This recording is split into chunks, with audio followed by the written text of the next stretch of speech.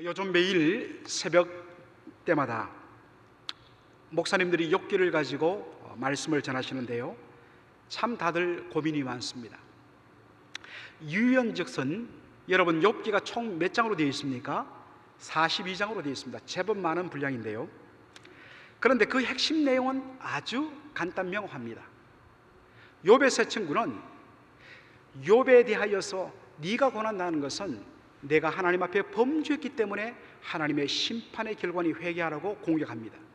반면에 욥은 자신은 나름대로 하나님 앞에 의롭고 경건하게 살았는데 왜 나에게 이러한 고난이 찾아오냐며 항변을 합니다.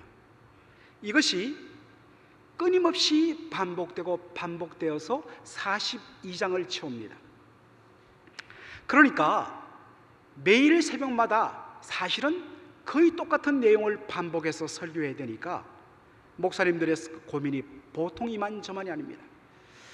그래서 우리 목회자들끼리 요즘 하는 인사가 있습니다. 목사님, 욥기 때문에 욕 많이 보십니다, 이렇게.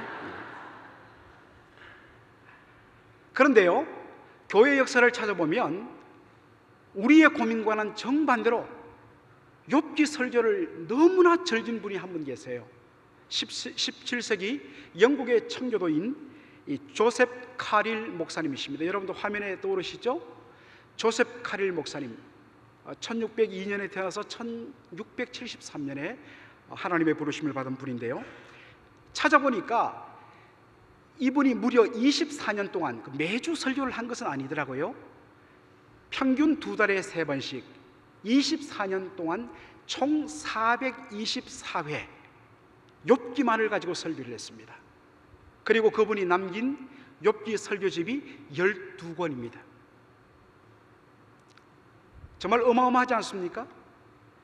그리고 설교 한 번 하면 청교도들은 보통 1시간 반에서 2시간을 설교합니다. 여러분 죄송합니다, 오늘 너무 짧게 설교했습니다 하는 것이 1시간이에요. 우리 김한효 목사님께서 늘 내가 제일 존경하는 나의 목회의 멘토는 18세기 미국의 부흥운동을 일으킨 청교도의 마지막 후예라고 불리는 조나단 에드워즈 목사님이신데요, 이분도 보통 1시간 반에서 2시간을 설교하신 분이십니다. 우리 김 목사님이 에드워즈 목사님을 다 존경한다 할지라도 이 부분만은 결코 존경하는 일이었기를 간절히 바랍니다. 그런데 참 흥미로운 것은요, 그 당시 10살짜리 어린아이가 조나단 에드워즈 목사님의 설교를 그렇게 사모하고, 때로 이분이 좀 피곤해서 지쳐서 1시간만 설교하고 그만두면 그렇게도 아쉬워했다는 이야기가 우리를 부끄럽게 하고 있습니다. 오늘 본문 말씀 욥기 15장은 욥의 세 친구 중에서 제일 연장자격인 엘리바스의 두 번째 책망으로 구성되어 있습니다. 엘리바스의 첫 번째 책망은 욥기 4장 5장에 걸쳐서 나오는데 역시 연장자답게 첫 번째 책망에서는 아주 점잖하게 그를 타이르면서 달래면서 그의 문제점을 지적합니다. 그렇게 이야기하면 욥이 정말 눈물을 흘리면서 잘못했다고 항복할 줄 알았는데 도리어 욥이 눈을 부라리면서 아니 내가 무엇을 잘못했다고 나에게 이런 고난이 찾아오냐고 오히려 하나님께 대드는 그런 말들을 막 쏟아내는 것이었습니다.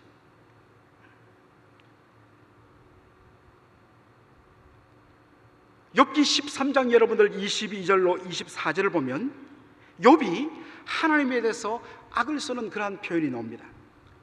그리하시고 주는 나를 부르소서 내가 대답하리다. 혹 내게 말씀하게 하옵시고 주는 내게 대답하옵소서. 나의 죄악이 얼마나 많으니까 나의 허물과 죄를 내게 알게 하옵소서.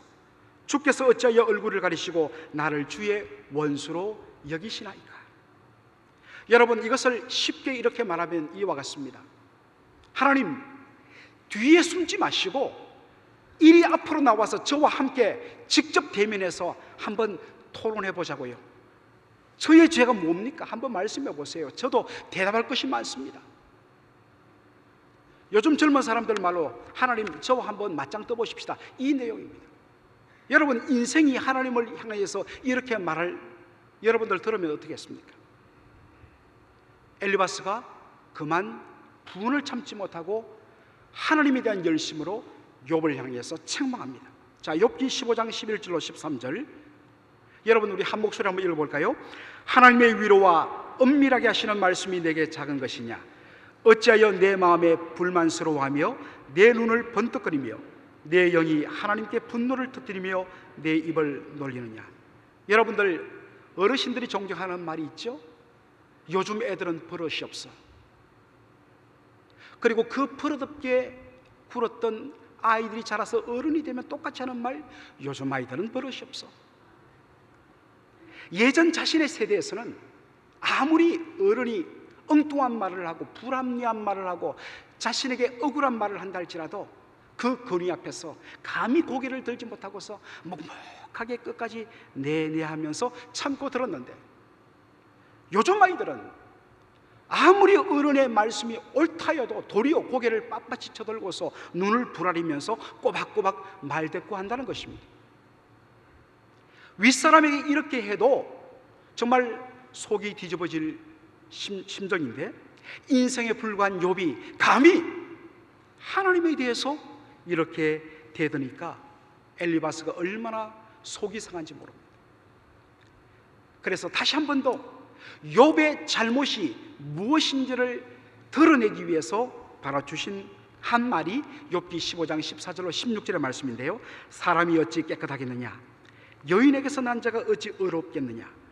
하나님은 거룩한 자들을 믿지 아니하시나니 하늘이라도 그가 보시기에 부정하거는 하물며 악을 저러지기를 물마심같이 하는 가증하고 부패한 사람을 용납하시겠느냐?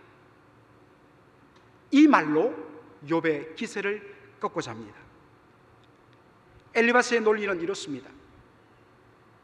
가장 거룩한 영적 존재인 천사들이라도 절대적으로 거룩하신 하나님 앞에서는 부족하거늘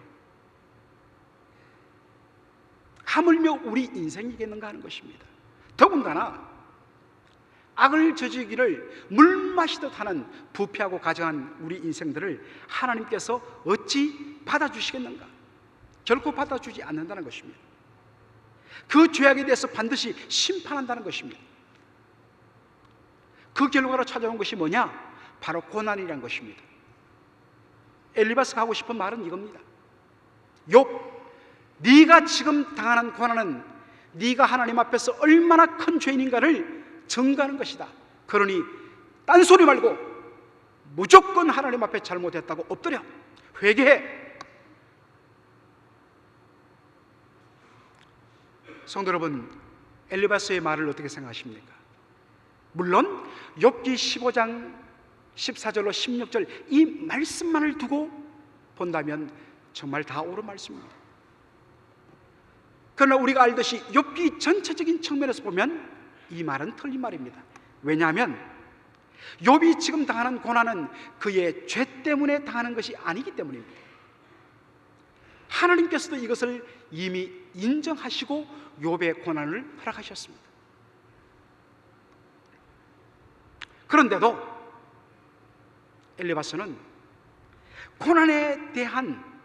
고난은 잘못에 대한 하나님의 심판의 결과라는 이 단순한 논리 한 가지로 집중적으로 욥을 공격하고 있으니까 이것이 얼마나 잘못되었는가 하는 것입니다. 여러분들, 부분적으로 옳지만 전체적으로 진리가 아닌 것을 가지고 사람을 대하면 그것은 사람의 영혼을 피폐케 만들고 생사람을 잡는 것이 됩니다. 그런데 의외로 우리 그리스도인들 중에서 남의 문제에 대해서 의외로 이렇게 너무나 쉽고 단순한 논리로 남의 문제에 대해서 함부로 평가하는 사람들이 많다는 것입니다. 죄송한 표현입니다만 나름대로 좀 더 경건하게 살고자 하는 분일수록 이런 유혹에 빠질 가능성이 많습니다. 어느 날 길을 가다가 나면서부터 맹 있는 자를 만나서 제자들이 예수님께 질문합니다. 선생님이요, 이 사람이 나면서부터 맹인된 것은 누구의 죄 때문입니까? 이 사람의 죄 때문입니까? 아니면 이 사람의 부모의 죄 때문입니까? 여러분, 제자들이 왜 이렇게 물었냐면요, 그 당시 유대인들의 이것이 가치관이었습니다. 어떤 사람이 태어날 때부터 장애를 가진다면 틀림없이 그것은 그 사람의 부모가 하나님 앞에 죄를 범하고도 회개하지 않은 채로 아이를 가졌을 때 하나님의 심판의 결과로 장애가 생긴 채로 태어난다.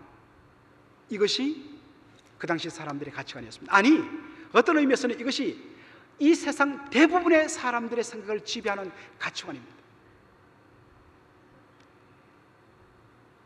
우리 교회에 어떤 장애를 가진 아이를 가진 엄마가 있는데, 이 딸을 낳았다는 이유가 바로 너의 죄 때문이라고, 너 때문에 우리의 가문이 망신을 당했다고 해서 그 멀쩡한 자신의 며느리 아내를 집에서 내어쫓고 그 핏덩이를 내어쫓았다는 것입니다. 의외로 이런 것이 많습니다. 그리고 또 자신에게 고난이 찾아오고 장애가 찾아오고 어려움이 찾아올 때마다 항상 죄의 문제로 접근하면서 자신의 영혼을 그렇게 고통스럽게 만드는 그런 자학적인 분들도 종종 신방을 하면 만납니다. 자, 여러분들, 이에 대해서 예수님 뭐라고 말씀하십니까? 자, 요한복음 9장 3절입니다. 하도 욥기 하다 보니까 요한복음 9장 3절, 우리 한 목소리로 다 같이 읽겠습니다. 예수께서 대답하시되 사람이나 그 부모의 죄로 인한 것이 아니라 그에게서 하나님이 하시는 일을 나타내고자 하심이라. 예수님은요, 그 당시 사람들이 가졌던 일반적인 통념을 정면적으로 깨뜨려 버리셨습니다. 이 사람이 나면서 맹인된 것은 누구의 죄 때문이 아니다. 다만 그를 통해서 하나님이 하시고자 하는 일을 나타내기 위해서 허락된 것이라고 말씀하십니다. 다른 말로 하면 남들은 이 장애가 죄라고 이야기하고 저주라고 이야기하는데 아니다. 여기에는 하나님의 섭리가 있고 하나님의 영광의 도구로 사용하시기 위한 하나님의 감추어진 은혜의 비밀이 있다 라고 예수님께서 이야기하십니다. 성도 여러분, 남의 아픔과 눈물과 고난과 장애에 대하여서 혹시 욥의 세 친구들처럼, 그리고 예수님의 제자들처럼 은연중에 고난은 죄의 산물이요, 장애는 하나님의 저주의 결과라는 단순한 공식으로 접근하지 않습니까? 얼마나 죄를 많이 지었기에 라고 여러분들 상대방을 향하여서 미리 판단하고 들어가지는 않습니까? 물론 누구도 부인할 수 없는 명백하게 드러난 죄에 대해서는 형제를 사랑하기 때문에, 자매를 아끼기 때문에, 심지어 상대방이 거부하고 상대방이 나에 대하여서 미워하는 마음을 가진다 할지라도 각오하고서 기도하고 단호하게 돌아서셔야 합니다. 그러면 죽습니다. 왜 하나님 앞에 벌을 더 받으려고 합니까?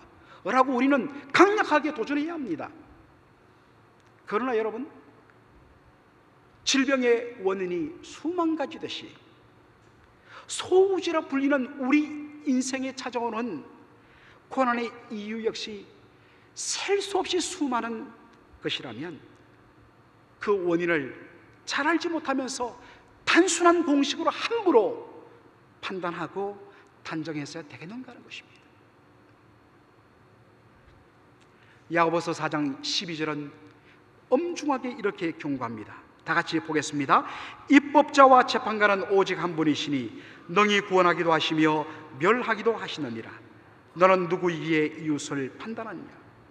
여러분, 우리 인생을 판단하실 분은 오직 한 분, 우리의 인생의 그 마음의 심연 밑바닥까지 꿰뚫고 감찰하시는 하나님 한 분뿐이십니다.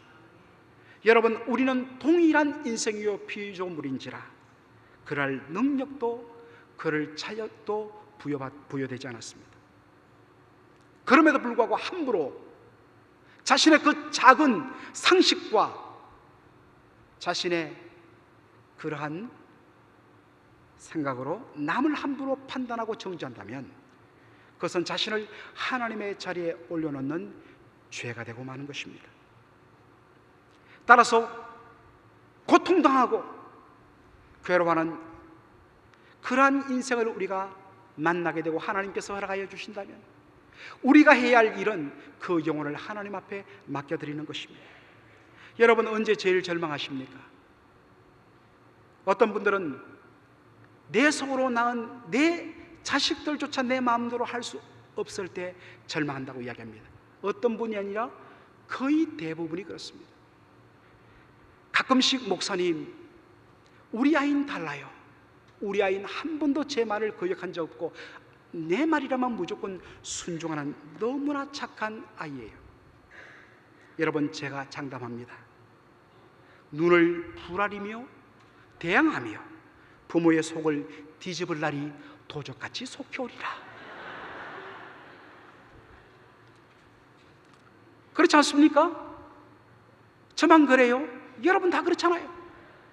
내가 낳은 내 자식조차 내 마음대로 할 수 없는 것이 우리 인생이라고요. 여기서 우리가 정직하게 인정해야 할 것은 우리는 다른 사람의 인생을 조금이라도 책임질 수 있는 그 어떤 능력도 실력도 없다는 것입니다. 솔직히 더 정직하게 말하면 남은 그냥 내 자신조차 감당할 수 없는 것이 우리 아닙니까?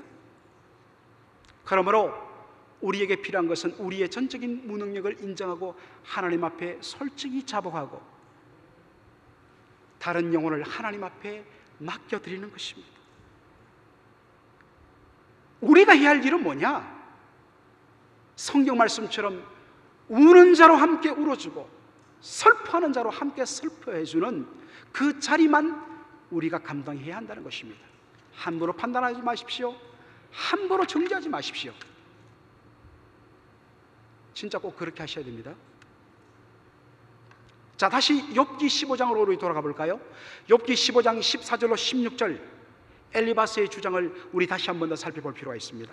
다시 한 번 더 한 목소리 읽겠습니다. 사람이 어찌 깨끗하겠느냐? 여인에게서 난 자가 어찌 의롭겠느냐? 하나님은 거룩한 자들을 믿지 아니하시나니 하늘이라도 그가 보시기에 부정하거든 하물며 악을 저지르기를 물마심같이 하는 가정하고 부패한 사람을 용납하시겠느냐?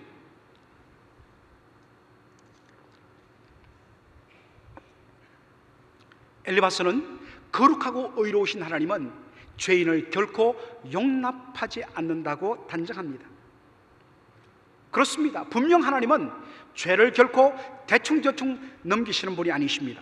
죄에 대해서는 반드시 심판하시는 분이십니다. 그런 차원에서 엘리바스의 말은 진리입니다.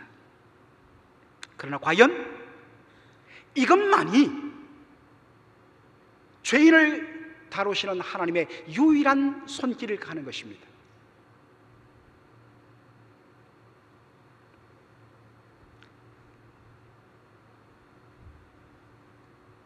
하늘의 거룩한 존재인 천사도 하나님 앞에 부정하여서 그 앞에 설 수 없다는 것을 가장 잘 보여주는, 그럴진데 하물며 우리 인생이 죄인인 우리가 어떻게 거룩하신 하나님 앞에 설 수 있는가를 가장 잘 보여주는 말씀이 이사야 6장 1절로 6절의 말씀입니다. 자, 이사야 6장 1절로 3절을 보면요, 이사야가 본 환상의 내용이 나옵니다.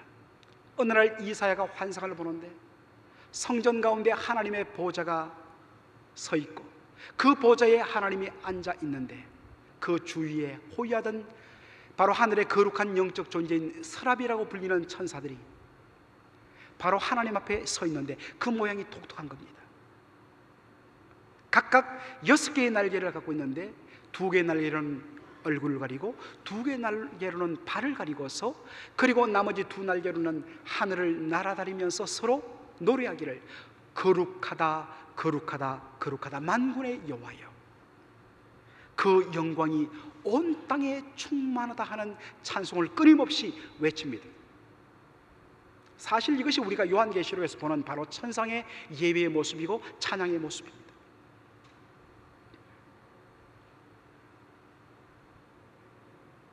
여러분, 왜 천사가 이런 독특한 모양으로 2 날개로는 얼굴을 가리고 2 날개로는 발을 가리면서 하나님 앞에 찬양을 올려드릴까요?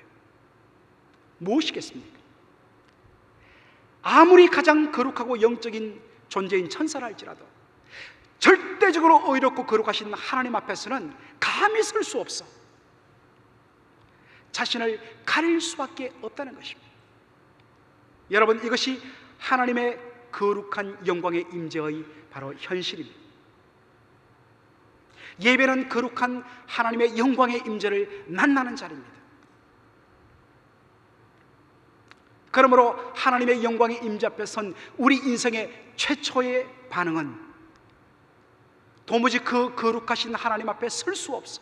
그 하나님 앞에서 드러나는 우리의 죄악 때문에 바로 우리의 죄를 토설하고 회개하는 것이 우선되어야 하는 것입니다. 바로 이때 이사야 보인 반응이 동일합니다. 이사야 6장 5절로 6절 우리 함께 읽어볼까요? 그때에 내가 말하되 화로다 나여 망하게 되었도다. 나는 입술이 부정한 사람이요 나는 입술이 부정한 백성 중에 거주하면서 만군의 여호와이신 왕을 벼슴이로다 하였더라.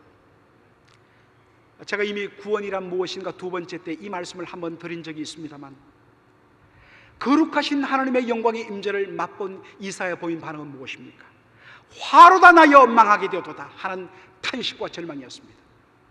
그러면서 나는 입술이 부정한 자라고 하나님 앞에 외칩니다. 여러분, 왜 이렇게 탄식하였을까요? 이것은 유대인들의 독특한 세계관 때문입니다.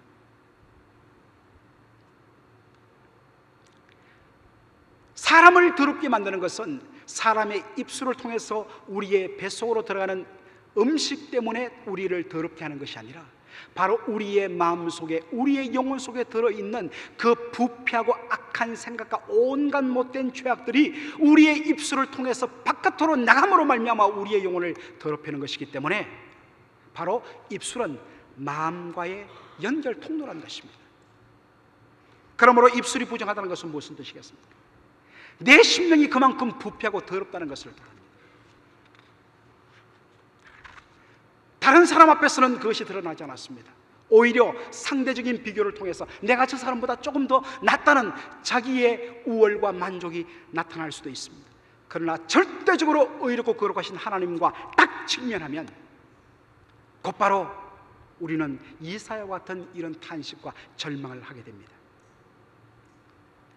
거룩하신 하나님의 영적인 임재를 맞닥뜨린 사람의 첫 번째 반응은 화로다 나여 망하게 되었도다. 주여, 나는 쓰레기입니다. 내 영혼은 시궁창과 같이 악취가 더러운 배설물과 같은 추악한 죄인입니다 라는 탄식입니다.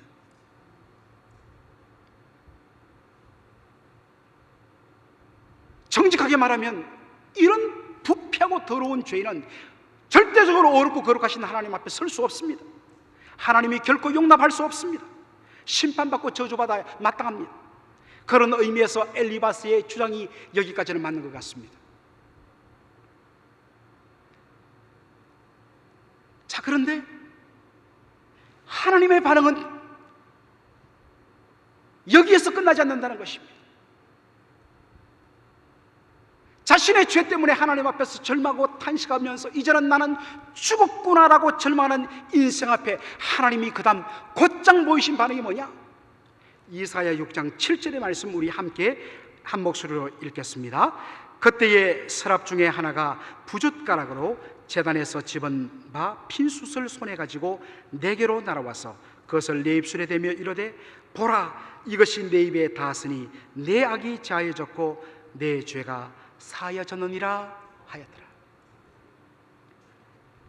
여러분, 불이란 무엇입니까? 불이란 것은 더럽고 불순한 것들을 태우고 녹여서 완전하게 도멸하고 깨끗하게 하는 것을, 그런 역할을 합니다. 그러므로 제단 숯불을 부정한 입술에 되었다는 것은 바로 입술로 대변되는 그의 부정하고 더럽고 추악한 그의 영혼 속에 들어있는 모든 죄악들을 완전히 태워버리고 없앴고 정결하게 했다는 뜻입니다. 죄로 인하여서 절망하는, 하나님 앞에서 더 이상 설 수 없고 용납받을 수 없는 이 죄인, 자기로서는 스스로 절망하면서 그 자리에서 엎드리고 아무 공도 없다고 이야기하는데 하나님께서는 성큼 제단 숯불로 그의 입술을 찢어서 정결케 하고 깨끗게 하시는 것입니다. 성도 여러분, 하나님이 죄인인 우리의 인생을 다루시는 방법은 두 가지입니다. 하나는 하나님의 거룩한 임재 앞에서 너무나도 더럽고 추악한 자신의 죄악의 실체를 발견하고 절망하게 만드는 것입니다. 하나님은 결코 죄에 대하여서 넘어가지 않습니다. 죄에 대해서는 무술 정도로 철두철미하게 다루십니다. 왜냐하면 하나님 거룩하신 하나님이기 때문입니다.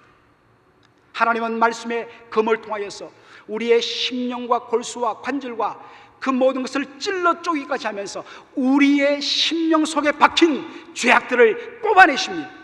말씀의 거울로서 우리의 영혼에 감춰진 죄악들을 발가벗게 드러내서 완전히 우리로 죄인인 것을 드러나게 하십니다. 그런데 여기서만 끝마치면 율법입니다. 그런데 하나님이 우리 인생을 다루는 방법은 율법으로 끝나지 않고 복음으로 연결된다는 것입니다.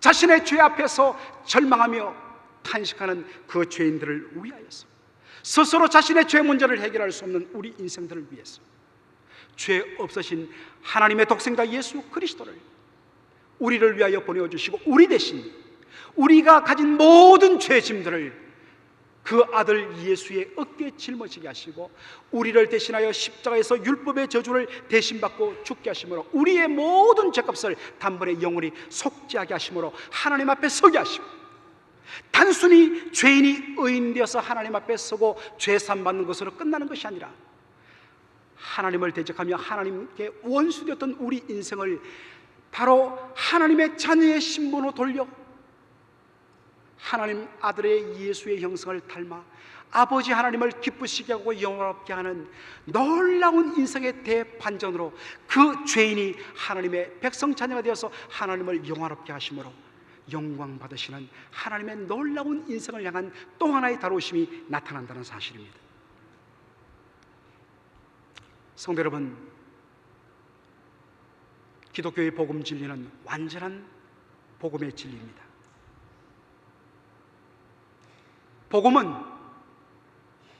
예수 믿으면 죄 사함받고, 예수 믿으면 더 이상 아무런 문제가 없고, 어떤 죄를 지어도 아무런 상관이 없고 천국 가는데 전혀 지장 없다고 말하지 않습니다. 복음은 그 복음이 복음되게 하기 위해서 무엇보다 죄를 철두철미하게 다룹니다. 죄를 가볍게 다루고 인간의 가능성을 높이는 복음은 결코 기독교의 복음이 아닙니다. 동시에 인생을 정죄의 속박 속에 가두고 심판으로 끝나게 하는 것은 율법이 참된 기독교의 복음이 아닙니다. 참된 복음은 죄의 정죄뿐만 아니라 그 죄인을 향하여서 십자가를 통하여서 해결하신 하나님의 사랑까지 나가게 하는 것입니다. 사랑하는 성도 여러분, 여러분은 예수 그리스도를 통하여서 온전한 복음을 소유한 하나님의 백성, 하나님의 자녀입니다. 그렇다면 우리는 죄인을 다루시는 하나님의 이 두 가지 손길을 우리도 함께 붙들고 반응해야 합니다. 날마다 하나님의 말씀 앞에서, 하나님의 영광의 임재 앞에서, 예배 가운데 만나시는 거룩하신 하나님의 임재 앞에서 드러난 자신의 죄에 대해서 날마다 아파하면서 몸부림치면서 회개하면서 정말 피 흘리기까지 죄와 싸우는 거룩한 영적인 씨름과 싸움이 있어야 합니다. 쉽게 예수 믿으려 하지 마십시오. 그저 예배 중간에 왔다가 목사님 축도 한번 받으면 오늘 나 예배 드렸어라고 종교적인 만족하지 마십시오. 예배의 온 전체를 통해서, 일주일 내내 말씀과의 실험을 통해서, 그리고 경건의 훈련과 제자 훈련을 통해서 날마다 말씀 앞에서 내가 누구인지를 날마다 드러내면서 죄인인 것을 발견하고서 하나님 앞에 끝없이 싸우며 회개하며 거룩한 싸움을 싸워야 합니다. 동시에 그럼에도 불구하고 언제나 넘어지고 쓰러지고 죄 앞에 무너지는 우리의 연약한 모습들, 범죄한 우리 인생을 버려두지 아니하시고 늘 품어주시는 예수 그리스도의 그 보혈의 능력을 의지하고 있습니다. 넘어지더라도 또다시 일어서고 그 보혈의 능력으로 날마다 하나님의 거룩한 자녀의 삶을 살아가는, 하나님이 우리의 인생을 그렇게 다루시는 만큼 우리도 동일하게 그 하나님의 다루심 앞에 반응하며, 죄에 대하여서 반응하며 아파하며 싸우며, 그리고 보혈의 능력으로 일어서는 거룩한 성도의 삶을 사는 여러분 되시기를 주의 이름으로 축원합니다. 아멘.